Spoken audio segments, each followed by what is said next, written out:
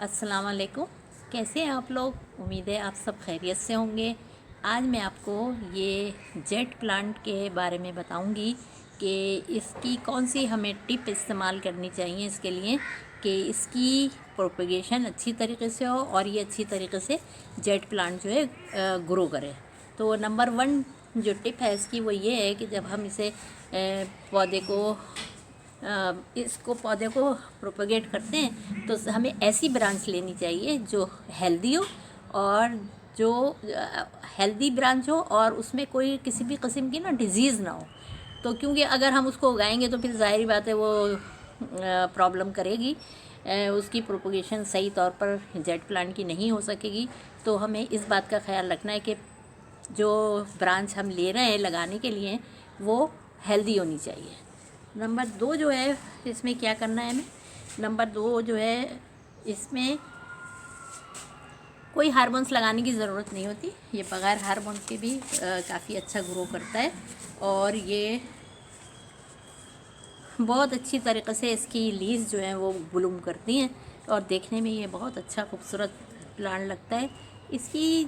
इसमें असल में टेम्परेचर की अगर हम बात करें ना तो इसमें कितना टेम्परेचर इसके लिए सूटेबल होता है।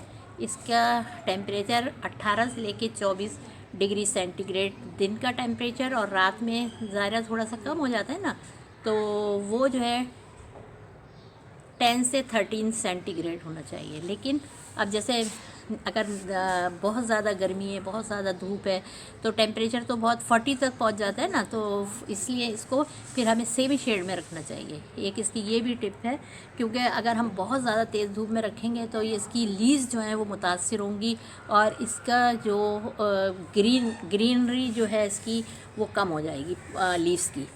तो दूसरी जो टिप है वो ये है इसकी। अच्छा, वाटरिंग की अगर हम बात करें ना, वाटरिंग की, अच्छा एक और भी बात है इसकी, ये एक गुड लक प्लांट है।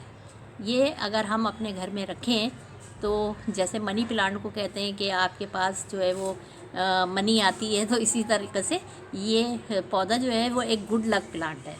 तो इसमें अब अगर हम वाटरिंग, अब इसकी जो अगली इसकी टिप है वो ये है वाटरिंग की।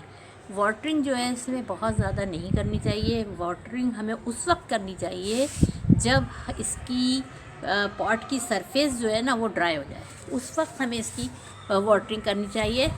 अदरवाइज़ अगर हम बहुत ज़्यादा इसकी वाटरिंग कर देंगे ना तो क्या होगा, रूट रॉट हो जाएगा इसमें, यानी इसकी रूट्स जो है वो गलने लगेंगी और इसकी अगर सॉइल जो है वो सौगी हो जाएगी तो पौधा मुतासर होगा और वो सही तरीके से ग्रोथ नहीं कर सकेगा। तो इसमें वाटरिंग जो है हमें देखना चाहिए कि बहुत ज़्यादा वाटरिंग नहीं करनी, लेकिन ये भी नहीं है कि हम इसे बिल्कुल पानी ना दें। पानी अगर हम बिल्कुल सूख जाएगा ये तो पौधा ही ख़त्म हो जाएगा।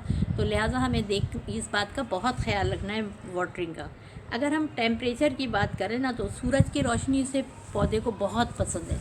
सूरज की रोशनी में ये बहुत अच्छा ग्रो करता है, लेकिन सूरज की बहुत तेज़ रोशनी नहीं। इसका टेम्परेचर 18 से 24 डिग्री सेंटीग्रेड या थोड़ा सा ज़्यादा हो जाए तो कोई बात नहीं, लेकिन 30 तक भी हो जाए तो कोई बात नहीं। लेकिन उससे क्या होता है, इसके लीव्स का कलर जो है ना वो थोड़ा जो फेडी होने लगता है और ये पत्ते भी इसके ख़राब होने लगते हैं। तो लिहाजा हमें इस बात का ख्याल रखना चाहिए कि बहुत ज़्यादा जब टेम्परेचर हो तो इसे शेडी एरिया में रखना चाहिए। अब इसकी अगर हम फर्टिलाइज़र की बात करें ना, फर्टिलाइज़र जो है वो हमें इसको बहुत ज़्यादा फर्टिलाइज़र की ज़रूरत नहीं होती। अगर हमें इसको फर्टिलाइज़र देना है तो हर 6 मंथ के बाद हम इसे फर्टिलाइज़ कर सकते हैं। और वो भी हमें कैसा फर्टिलाइज़र देना है, लिक्विड फर्टिलाइज़र देना है।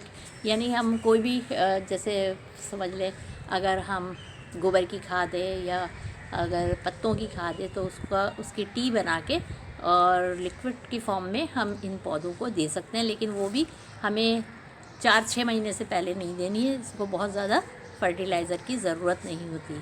तो अगर इन टिप्स को हम जहन में रखें तो ये पौधों की नशोनुमा जो है वो बहुत अच्छी हो सकती है और ये पौधे जो है बहुत अच्छी तरीक़े से चल सकते हैं, क्योंकि ये गुड लक प्लांट है।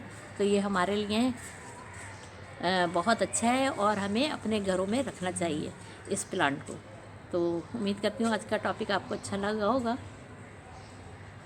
फिर आपसे चले मुलाकात करते हैं। अल्लाह हाफिज़।